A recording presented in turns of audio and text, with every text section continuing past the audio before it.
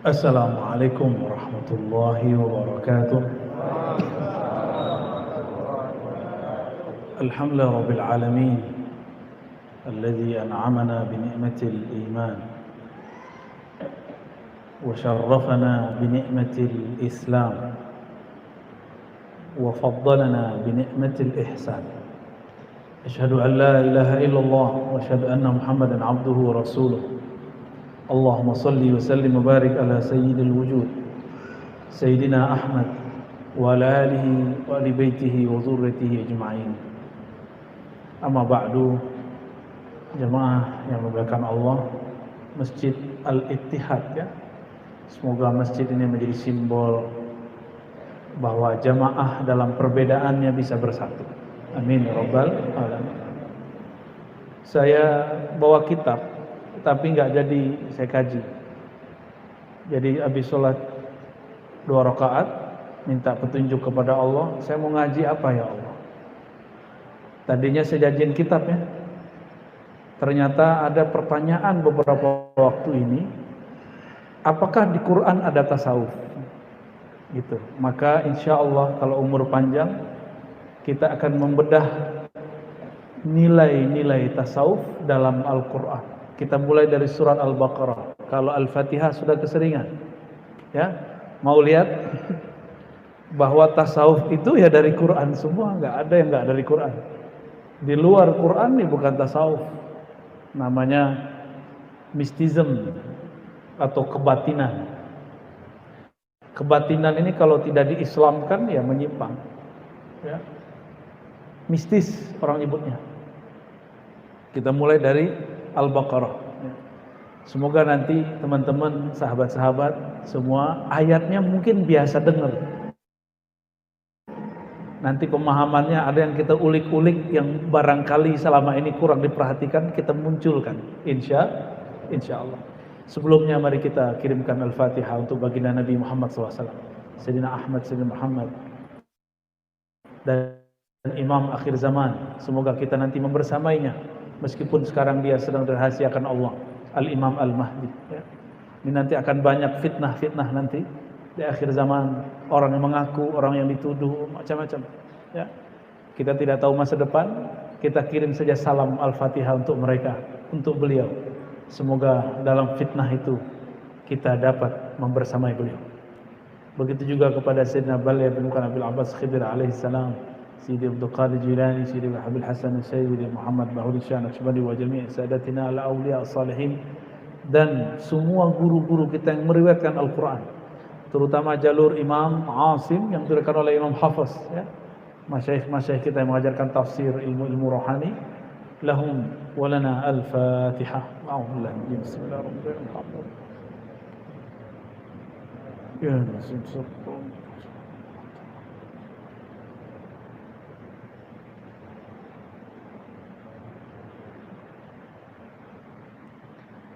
Bismillahirrahmanirrahim. A'udzubillahi minasyaitonir rajim. Bismillahirrahmanirrahim. Qala ta'ala Alif Lam Mim. Ini harusnya dibahas tapi saya skip dulu ya, karena panjang pembahasannya. Karena satu alif bisa satu pertemuan bisa lebih. Jadi kita keep dulu ya. Yang pasti tanya kepada semua ahli bahasa, mereka tidak bisa menjelaskan kebahasaan alif lam mim. Karena bahasa mereka masih bahasa bumi, sedangkan alif lam mim bahasa langit. Ya, semua orang Arab bingung. Kita alhamdulillah diizinkan Allah Subhanahu wa taala mendapatkan ayat-ayat seperti ini. Dan dibacanya bukan alamun. Alamun artinya penyakit, sakit. Tapi kalau alif itu satu huruf, satu makna, satu ma'rifat. Lam itu satu huruf, satu makna, satu ma'rifat. Mim itu satu huruf, satu makna, satu ma'rifat. Dulu Ibnu Katsir menjelaskannya sedikit saja, tergantung yang dia dapatkan dari riwayat Imam Ibnu Majah, Imam At-Tabari, mohon maaf ya, Imam Tabari, yang kemudian Tabari juga meriwayatkan dari Imam Mujahid, Muqatil, Tawus, dan mereka semua murid daripada Ibnu Abbas radhiyallahu taala anhuma. Jadi ini saya keep dulu ya. Karena dulu ada orang sok pinter ngomong begini. Ini hanya Allah yang Maha tahu. Dia nukil kalam Imam Suyuti. Imam Suyuti ngomong begitu, bukan berarti kita nggak boleh tahu. Untuk segala hal pasti Allah lebih tahu, benar nggak? Bukan berarti kita nggak boleh. Ya kita siapa tahu diberitahu oleh Allah Subhanahu wa taala. Maka alif lam mim ada maknanya di kitab tafsir, apalagi di kolbu para kekasih-kekasih Allah Subhanahu wa taala. Ini simbol-simbol alif lam mim.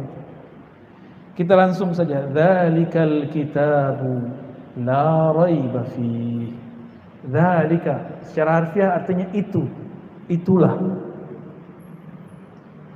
Tapi ahli tafsir seperti Imam Ibnu Katsir, Suyuti mengartikan zalika itu hadza, ini.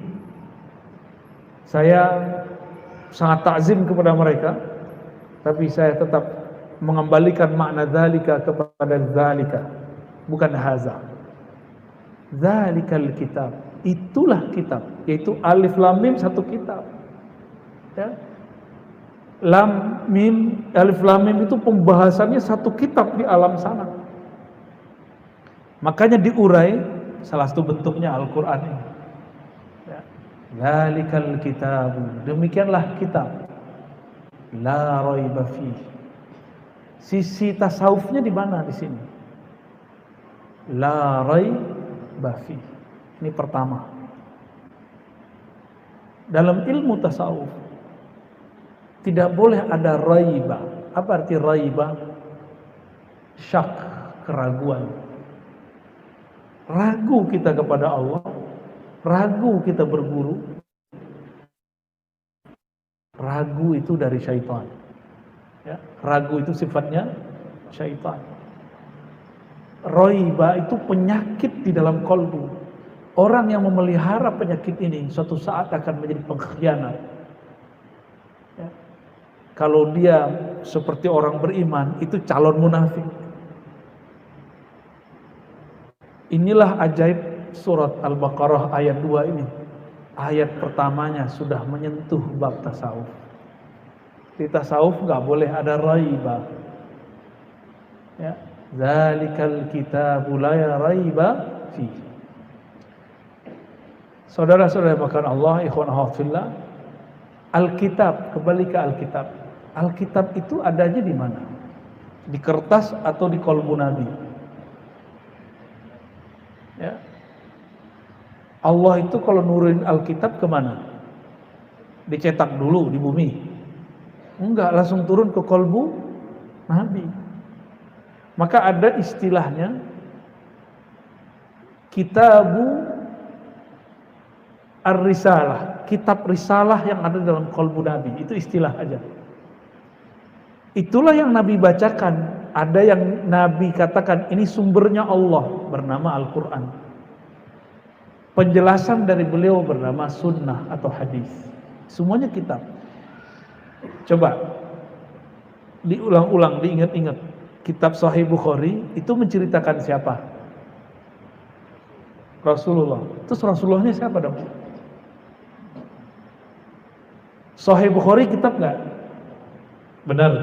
Tentang siapa Sahih Bukhari?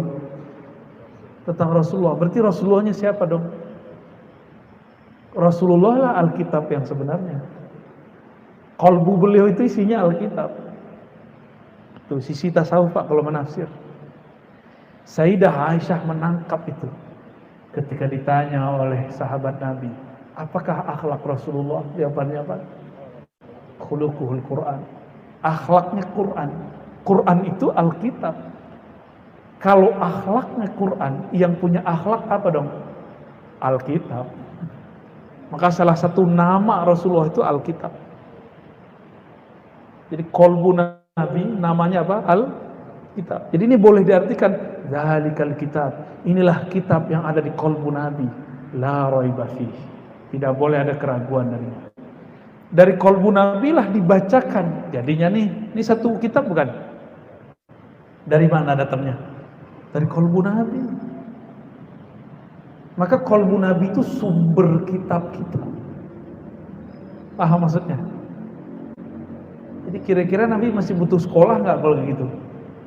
Justru studi-studi S1, S2, S3 semuanya adalah tentang qalbu Nabi sallallahu alaihi wasallam. Jadi aneh orang baru LC, baru MA terus berani bantah-bantah Al-Quran, itu aneh.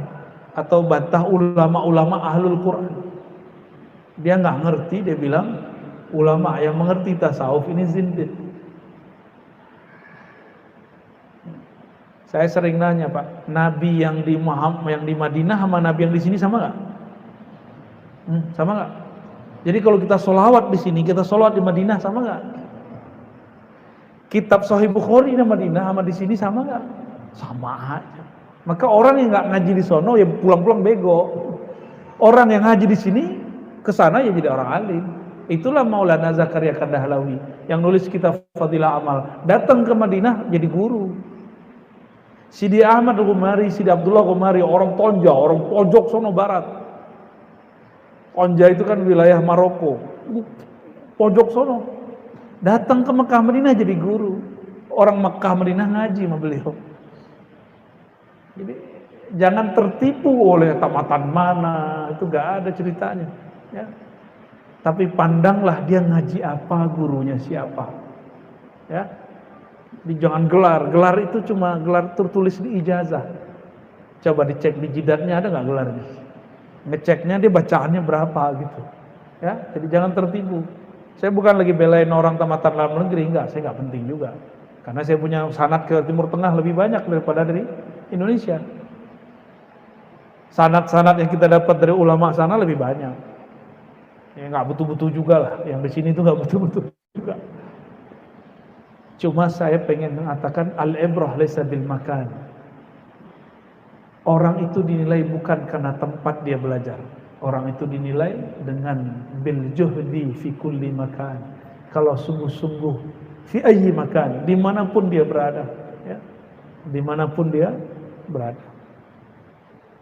Maka antum rajin sholawat di sini, itu lebih dekat kepada Rasulullah daripada orang tinggal di Madinah, tapi kurang ajar kepada Rasulullah, bentak-bentak orang di sana, seperti askar-askar itu, ya. Nah ini, zalikal kitab, itulah Alkitab yang ada di qalbu Rasulullah. La raiba fihi. Tidak boleh ada keraguanmu terhadapnya. Engkau ragu, batal. Yakin itu boleh ragu dikit kan? Ragu dikit apa namanya? Hah? Ragu dikit masih disebut yakin nggak? Yakin itu bulat 100%. Masih ada ragunya, belum. Ini rawan akan terjadi syak dan khianat. Hati-hati, harus benar hati-hati. Hudan lil muttaqin. Hudan, apa arti huda? Petunjuk. Oke. Petunjuk dalam bahasa Arab hudan, beda dengan dalil. Dalil kepada akal, petunjuk artinya hudan ke dalam kolbu. Tuh, balik ke kolbu lagi, Pak. Mana dalilnya? Surat At-Taghabun. Antum buka surat At-Taghabun ayat berapa tuh? Ayat 10 tuh, ayat berapa tuh? Wa may yu'min billah yahdi qalbah. Ayat berapa tuh, Ustaz? Siapa yang iman percaya kepada Allah, yakin kepada Allah, kolbunya langsung yahdi, Allah kasih hidayah. Mereka inilah yang disebut kaum mahdiyin, orang yang di-guidance oleh Allah. Maka Rasulullah katakan, ya, taraktu fikum, ya, bukan gitu, alaikum bisunnati wa sunnati khulafa'ir rasyidin al-mahdiyin. Kalau aku meninggal terjadi khilaf, perselisihan di antara kalian, ikuti aku dan sunnah para sahabatku. Sahabat satu atau banyak? Maka orang yang mengatakan salaf cuma satu model, itu pendustaan terhadap salafus saleh. Ya, itu dosa besar itu. Salah satu dosa besar, akan menghilangkan cahaya dari wajah orang itu, akan membuat dia emosi, akan membuat dia penuh kebencian kepada orang yang berbeda. Ya. Terus apa kata Nabi? Hendaklah kalian ikut sunnah sahabat-sahabatku, khalifah-khalifahku, pengganti-penggantiku yang mahdiyin, yang rasyid, yang dapat petunjuk, cerdas, mahdiyin, kecuali hafalannya sudah tembus ke dalam kolbu. Saya punya sahabat imam masjid juga, Pak. Ketika dia dioperasi, dokter bilang dia nggak tidur, lidahnya baca ayat Quran, matanya merem. Bismillahirrahmanirrahim. Seperti dia ngimamin. Dia kalau ngimamin pasti panjang, bisa 2 halaman, bisa 1 halaman. Ketika dia operasi, yang keluar apa? Quran. Berarti Qurannya sudah masuk ke dalam kolbunya. Benarlah doa beliau. Ya, dia selalu berdoa, Allah baja'alil Quran rabi'a qalbi. Jadikan Quran itu bagian dari belahan jiwaku, belahan kolbuku. Ini doanya. Ya sampai sekarang orangnya masih hidup. Sampai hari ini. Orangnya tulus benar. Kalau ngimamin suaranya biasa, tapi enak didengar. Kok bisa? Orang suaranya biasa, enak dijadiin imam. Ternyata Quran sudah di kolbunya. Ya. Jadi hudan lil muttaqin. Hidayah itu turun ke dalam kolbu orang yang bertakwa. Nabi bersabda dalam hadis Imam Tirmizi, at-taqwa hahuna. Takwa itu di dalam dada. Berarti maksudnya di mana? Di dalam kolbu tuh, bolak-balik di situ, Pak. Kenapa orang baca ayat ini nggak ngeh juga? Ini ayat awal sampai akhirnya bicara kolbu. Ini alam kolbu semua. Tidak ragu di kolbu nggak? Di hati nggak? Ragu di hati nggak? Dapat hidayah di hati? Di hati semua. Maka nggak ada urusan tuh dapat hidayah sarungan tuh nggak ada. Banyak sarungan. Kalau di Madura tuh teman saya cerita, orang Madura sendiri cerita, kami sarungan tuh nyambung ayam juga biasa katanya. Pakai kopiah lagi. Ini teman saya Ustadz dari Madura dicerita ya. Di tempat saya itu nyambung ayam Bu ya. Kalau nggak pakai kopiah ketakutnya sial, kalah katanya. Jadi dia sendiri cerita tentang orang kampung. Ya lucu lah ya. Berarti ini tradisi kiai sudah masuk hatta kepada penyambung ayam, keren itu. Ya, bagus itu. Kalau di tempat saya dulu perang padri namanya. Perang padri itu ada padri sufi, ada padri wahabi. Padri sufi tuanku nantu, mursyid tarekat Syatariyah Naqsyabandiyah, dan dia bermazhab Syafi'iyah, berakidah Asy'ariyah Maturidiyah.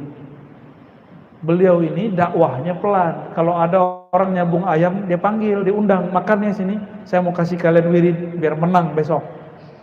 Bener Pak dikasih cuma bismillah.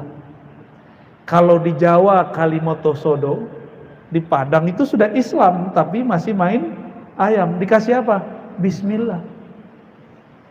Setiap kali nyambung ayam menang, sampai dia bosan main, dibawain ayam ke tuanku itu. Ditanya, gimana? Menang bro? Oh menang, tapi udah bosan. Itu bismillah itu apa sih? Nanya, bismillah itu apa? Bismillah itu engkau minta izin, minta kekuatan dari Allah. Hah? Terus bukannya Allah ngelarang? Nanya juga tahu juga dia.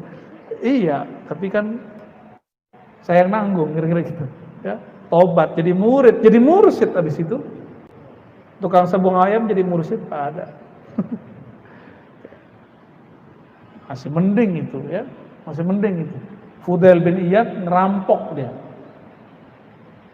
Fudail bin Iyad, maka Fudail ini ilmunya salah satu pewarisnya di tanah Jawi itu Sunan Kalijaga, mantan perampok juga tuh.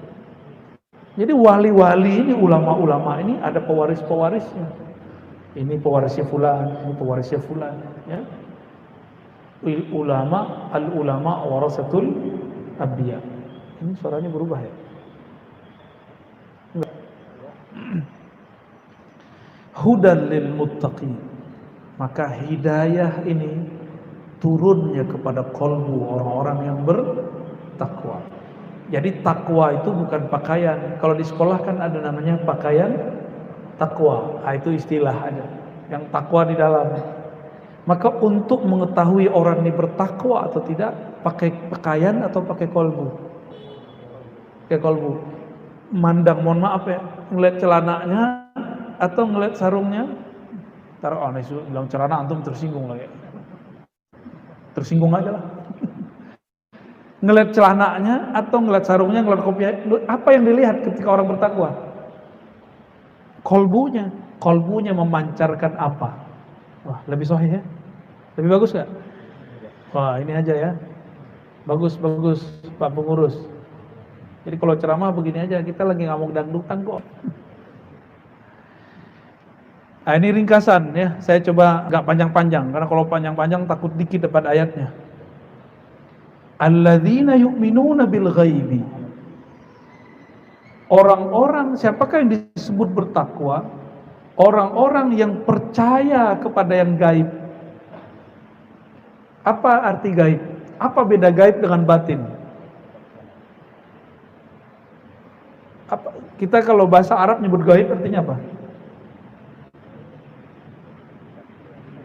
Gaib gitu, gaib. Nah, disetting lagi Pak.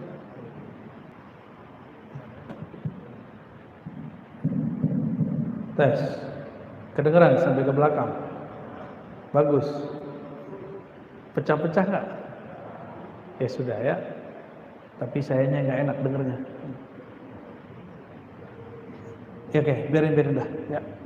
Alladzina yu'minuna bil ghaibi. Jadi kalau nyeting ini sebelum ceramah Pak ya, biar enak. Orang-orang yang percaya kepada yang gaib. Yang percaya tadi siapa? Kolbu. Yang dipercayai gaib. Apa arti gaib? Tidak tampak secara kasat mata. Tidak terasa dia hadir secara akliyah.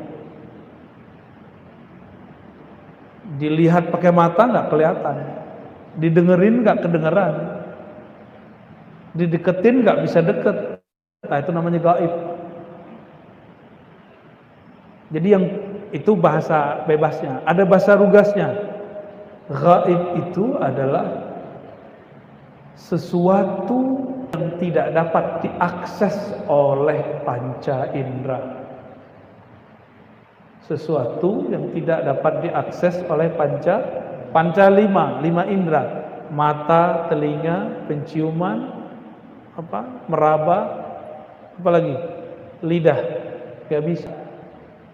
Coba bisa lihat jin nggak? Bisa lihat jin? Bisa lihat malaikat? Tapi mereka ada nggak? Yakin? Nah ini beda. Ngelihat nggak? Melihat nggak? Terasa nggak? Emang ada yang ngerasain jin? Kan nggak juga. Maka disebut gaib. Gaib. Apa bedanya dengan batin? Batin itu tidak tampak dengan panca indera, tapi terasa oleh rohani. Itu batin. Lain dengan kebatinan, itu mistism. Ya, kebatinan itu menentang syariat. Itu orang kebatinan. Tapi kalau batinnya sudah diislamkan, dia pasti bersyariat. Aman, insyaallah. Baik. Alladzina yu'minuna bil ghaibi. Orang-orang yang percaya kepada yang gaib. Yang gaib itu apa tadi? Yang tidak dapat diakses oleh panca indera. Wa yuqimuna sholata. Sisi tasawuf lagi. Dalam tasawuf enggak ada namanya melaksanakan sholat, enggak ada. Yang ada cuma yuqimun. Apa bedanya melaksanakan sholat dengan yuqimuna sholat? Yuqimun itu berarti berusaha menyempurnakan sholat. Berusaha menyempurnakan sholat. Tapi bisa sempurna nggak? Enggak. Maka orang-orang yang bertakwa itu selalu minta ampun karena sholatnya merasa tidak sempurna. Kayak tadi tuh, yang pikirannya macam-macam lagi sholat. Tapi antum berusaha toh, namanya yuqimun. Maka iqamatus sholat berbeda dengan as-sholah itu sendiri. Ya. Jadi kalau kita ini mengatakan misalnya, saya sholat, nah itu sebenarnya kurang bagus secara bahasa Arab, tapi bahasa Indonesia boleh. Saya sedang mengusahakan untuk menyempurnakan sholat. Bukan mendirikan juga, karena mendirikan apa yang didirikan, Pak? Mendirikan dalam bahasa Melayu benar, tapi dalam bahasa Indonesia sekarang disebut mendirikan sholat. Anak kecil kita bingung, apanya yang berdiri, Bah? Gitu. Ya kan? Dalam bahasa Arab, nih coba dengerin. Aqim wajibatak.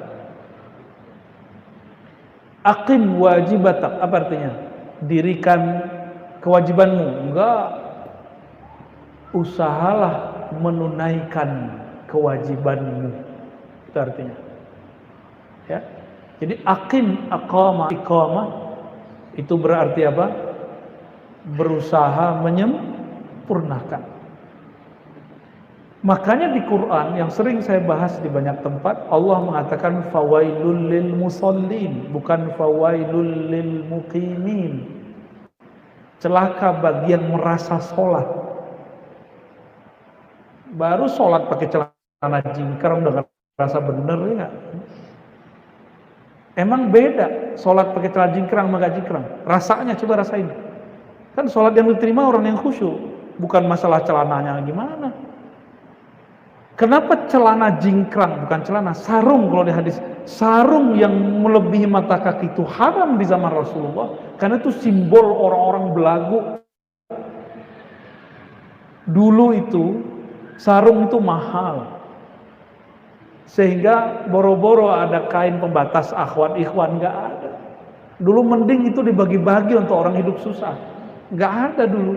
Sekarang sarung 20.000, 30.000, 50.000 sudah dapat. Maka orang yang sarungnya di bawah mata kaki bukan lagi berarti orang kaya hari ini. Sehingga ketika dia pakai sarung, dia nggak ngerasa belagu. Maka dibedakan kibriya dengan khuyala. Kiber, sombong karena dari dalam, dengan sombong karena performan, penampilan. Itu dibedakan. Dibedakan, Pak. Sombong karena penampilan disebut khuyala. Sombong karena penampilan. Sombong karena dari dalamnya sombong namanya kibr atau kibriya. Orangnya disebut mutakabbir, orang-orang sombong. Dibedakan begitu kayanya bahasa Arab. Nanti kalau sombong karena harta ada lagi namanya. Sombong karena antum punya ini dan itu beda-beda istilahnya. Ya. Allah itu tidak mau memandang orang yang kalau sholat sombong. Apakah karena dari dalam kolbunya, apakah karena sarungnya, apakah karena jamnya bagus, apakah karena. Intinya adalah adakah merasa lebih dari orang lain. Contoh nih Pak, pakai sarung B.S. Ya. Udah kita sebut aja sih BHS ya. Yang punya kayaknya Habib tuh kayaknya. Biar aku aja lah tuh. Di Pekalongan sebenarnya banyak tuh sarung bagus-bagus, cuma kurang populer aja. Saya suka tuh sarung-sarung Pekalongan itu. Kalau pakai sarung yang mereknya yang barusan, kan mereknya di depan Pak. Wah, pas ruku BHS. Itu namanya khuyala, paham? Jadi khuyala sekarang bukan jingkrang, nggak jingkrang, ya. Mohon maaf, jangan tersinggung. Awal-awal saya pakai BHS begitu Pak. Awal-awal nggak ngerti. Terus orang bilang, kok sarungmu bagus? Bagus apaan? Karena hadiah semua Pak. Kasih hadiah sama orang. Oh ini sarung mahal. Kita ceklah di internet. Oh bener, mahal juga. Mulailah perasaan. Ada kawan pakai celana dalam hati, mahalan sarung gua kali dari celana lu. Serius, wallahi saya pernah ngomong begitu sholat. Itu namanya khuyala. Saya minta ampun kepada Allah. Kan orang yang pakai celana kan dia ngeremehin orang pakai sarung. Ah, kere gitu kan. Dia nggak tahu harga sarung. Harga sarung ada seharga handphone dia juga ada, ya nggak? Itu kalau dibawa dalam sholat rasa itu baru disebut khuyala. Ya, nggak sepakat gak apa-apa. Yang penting paham dulu. Lagi sholat, antum seharusnya mengingat Allah, tapi sekarang ingatnya sarung. Makanya saya nggak menganjurkan antum bawa sajadah bagus-bagus, kecuali di hatinya bab syukur. Jadi sajadah tuh gak usah gede-gede kalau ke masjid ya. Wah, ya segitulah tuh. Jangan gede-gede lah ke masjid. Minimalis berhemat. Ya. Biar nggak kelihatan kalau kita ini kemudian terganggu. Ini saya sholat pakai cincin. Bagus juga cincin gua. Itu harus copot, Pak. Alhamdulillah nggak terganggu. Malah saya bawa, ya Allah, bersyukur ya Allah. Biar nambah lagi kan. Itu salah niat juga tuh syukurnya. Syukurnya bukan karena Allah layak disampaikan terima kasih kepadanya, tapi bersyukur karena modus. Salah lagi. Ya. Jadi yuqimunas shalah, orang-orang yang berusaha menyempurnakan, menunaikan hak-hak kewajiban dalam sholat. Dan mereka pasti mengatakan, sholatku tidak sempurna ya Allah. Maka selesai assalamualaikum, yang dianjurkan pertama kali adalah istighfar. Astaghfirullah. Itu rahasianya. Ini rahasia yuqimun. Ya, tasawuf nggak nih? Tasawuf nggak nih? Ya tasawuf, Pak. Emang ada sufi nggak sholat? Ya nggak ada. Sufi ya sholat. Nggak ada sufi yang nggak sholat. Wa mimma razaqnahum yunfiqun. Dan di antara mimma, dan sebagian daripada apa yang razaqna, kami rezekikan kepada mereka, harta, ya, duit, tanah, rumah, waktu, ilmu, itu rezeki semua. Hum yunfiqun, yang kami berikan kepada mereka, mereka nafkahkan. Infak dalam bahasa Arab artinya dibelanjakan, disalurkan, beda dengan sedekah. Jadi infak dalam bahasa Arab lebih umum daripada sedekah dan zakat. Infak itu membelanjakan, menyalurkan, dan dia tidak mesti materi, bisa jadi materi. Jadi jika saya ngajar, saya niatkan untuk berbagi ilmu, maka saya disebut menginfakkan ilmu. Masalahnya nanti Bapak kasih saya honor, gak kasih honor, itu urusan lain. Ya. Tapi ketika saya berniat, ya Allah, aku ingin menginfakkan ilmu yang Engkau beri, menyampaikannya, maka disebut yunfikun. Apalagi Bapak punya harta. Saya mau tanya, lebih mahal ilmu atau harta? Maka jangan coba-coba ukur ustadz, guru, kiai dengan hartamu. Gak bisa, Pak. Kecuali kiai-kiai dunia, ustadz-ustadz dunia, ulama-ulama silakan ukur dia dengan dunia. Mereka kalau ngasih amalan dimaharkan dunia, itu urusan dia. Ilmu begini bisa dibeli pakai dunia. Gak ada apapun di alam semesta yang bisa beli ini. Maka Nabi ukur, apa kata beliau? 2 rakaat. Antara azan subuh dan iqamah itu lebih afdol dari dunia isinya. Itu ibadah baru 2 rakaat. Dan Nabi mengatakan 1 bab ilmu lebih afdol daripada 1000 rakaat yang tadi. Gitu. Jadi kalau mau kasih hadiah guru, kasih aja, jangan merasa berjasa. Ya, apalagi cuma korban sedikit. Ya. Maka ciri-ciri antum hadiahnya diterima di sisi Allah, udah ngasih nggak merasa ngasih. Bantu orang miskin nggak ngerasa bantu, ngasih hadiah guru, ngasih hadiah teman, tidak merasa memberi mereka. Mau bangun masjid tidak merasa dirinya berjasa untuk masjid. Sudah begitu belum? Kalau belum, PR kita masih banyak. Berarti razaqnahum yunfikunnya belum benar. Nih coba lihat, razaqna, kami yang berizki mereka. Orang kalau faham bab ini, dia tidak akan iri kepada orang lain. Kenapa? Yang memberi rezeki siapa? Jadi ini kalau boleh diterjemahkan, di antara yang kami kirimkan rezeki untuk mereka, Allah kalau kirim lebih canggih daripada JNE. Apalagi namanya? Tiki, apalagi cuma?